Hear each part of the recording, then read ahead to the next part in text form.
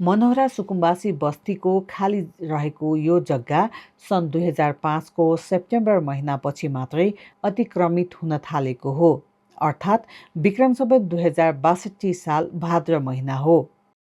सन् 2007 अर्थात् विक्रम सम्वत 2062 जेठपछि यो स्थानमा आक्रामक रूपमा अतिक्रमण हुन थाल्यो। अब यी दृश्यहरूलाई राजनीतिक परिवेशमा हेरौँ। विक्रम सम्वत 2063 साल मङ्सिर 5 गते अर्थात् सन् 2006 नोभेम्बर 21 तत्कालीन नेपाल सरकार र माओवादी बीच युद्ध विराम भयो र सँगै शान्ति सम्झौता पनि भयो। माओवादी र नेपाल सरकार बीच भएको शान्ति प्रक्रियादेखि जनआन्दोलन भाग 2 को बीचमा सहरी क्षेत्रका यस्ता सार्वजनिक जग्गा अतिक्रमण गर्न सुरु भएको देखिन्छ।